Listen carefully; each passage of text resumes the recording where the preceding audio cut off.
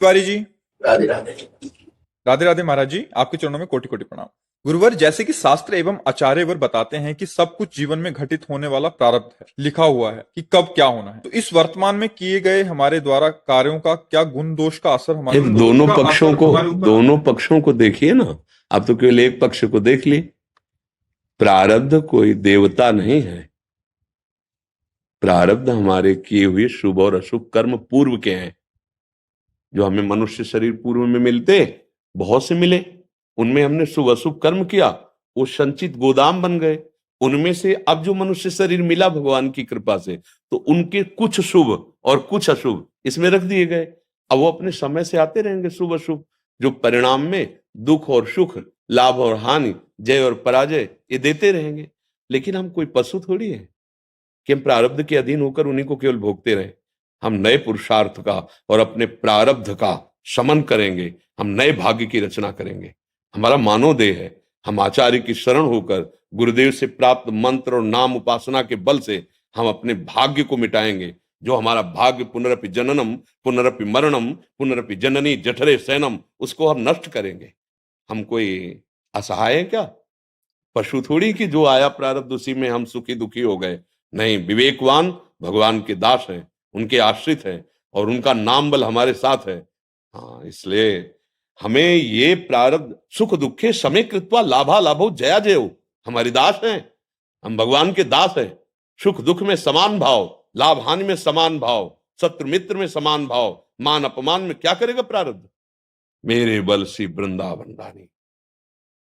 भाग्य के अंक केवल पशुओं को झुका सकते हैं, भगवत दासों को नहीं।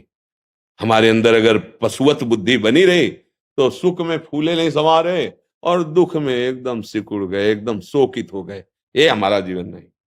भारी से भारी दुख को भगवत प्रसाद समझकर स्वीकार करना और आगे कदम बढ़ाते रहना। ये हम अविनाशी के बच्चे हैं यार। ये पांच भौतिक शरीर हम नहीं है। अविनाशी ईश्वर अंश जीव अविनाशी, चेतन अमल सहज सुख राशि। भजन बल भजन बल। क्या करेगा प्रारब्ध? बड़े बड़े प्रारब्धों को रौंद करके आगे निकल जाए, उसे कहते हैं हरिदास, उसे कहते हैं भगवान का भक्त। और आप सब भगवत कृपा पात्र हैं। कबहू का करी करुणा नर देही देत ईस बिन हेत सनेही। यही तन कर फल विषय न भाई, भजी राम सब काम बिहाई। तब शत्रु मित्र समझानी, मान मान अपमान सम, दुख सुख लाभ न हानि। क्या करेगा प्रारब्ध? यही तो देगा। प्रारब्ध यही तो देगा। और इसमें हमारी ऐसी ऊंचाई होनी चाहिए। हाँ, सुख आया तो बांट दिया और दुख आया तो अपने इस आराध्य देव के चिंतन में इतना तन्मय हुए कि छू नहीं पाया, निकल गया। ये जैसे दिन आया रात आई, ऐसे सुख और दुख आते रहते हैं। प्रारब्ध सिर्फ सुख और दुख दे सकता है, वो हमारा पतन कराने में समर्थ नहीं है। हाँ, पतन उन्हीं को होता है जिन्होंने हरिगुरु का आश्रय नहीं लिया और भजन नहीं करे। तो जैसी प्रेरणा होती बस वैसे ही पशुवत आचरण और सुख दुख में फंसे। लेकिन आपके मस्तक पर तो तिलक लगा हुआ है, वो बता रहा है कि आप रजिस्टर्ड है, हरिदासत्व को प्राप्त है। फिर प्रारब्ध क्या करेगा? पुरुषार्थ, वो भी परम पुरुषार्थ, वो भी त्रिगुणातीत। भगवान का नाम, भगवान का रूप, भगवान की लीला, भगवान की सेवा, ये त्रिगुणातीत है। क्या करेगी त्रिगुण माया? जिस समय हमारी जिह्वा पे नाम चल रहा है, नाम पाहारू दिवस निशी, ध्यान तुम्हार कपाट। रात दिन नाम का पहरा है, भगवत ध्यान के दरवाजे बंद हैं। कहां प्रवेश होगा माया का?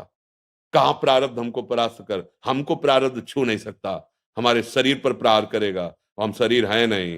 राधा राधा राधा राधा राधा।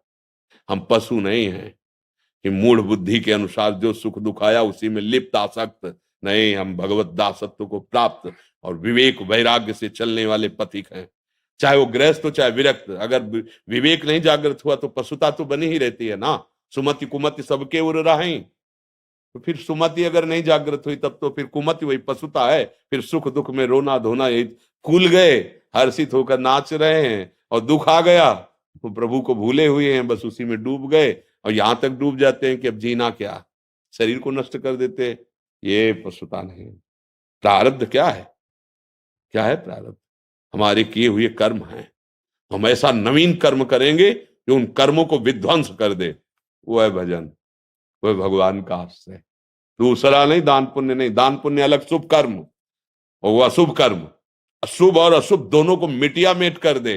तब भगवत साक्षात्कार होता है, और वो है भगवान का आश्रय।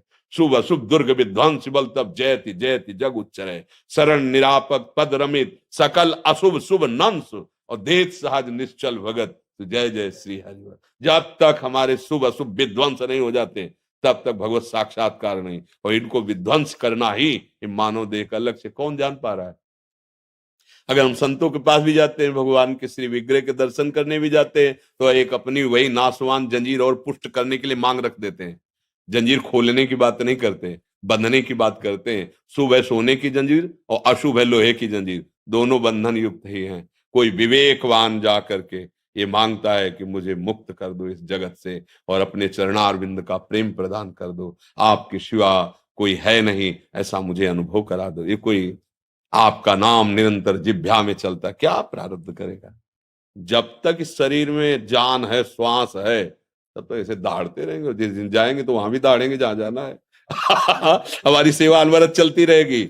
हम उनके बंदी जन हैं, उनका गुण गाते हैं, यहां भी गाते हैं वहां भी गाएंगे, यहां भी सेवा करते हैं वहां भी सेवा करते हैं। यहां वहां का भेद मिटा दे वही उपासक है, यहां वहां का भेद मिटा दे यही उपासना है। क्या करेगा प्रारब्ध।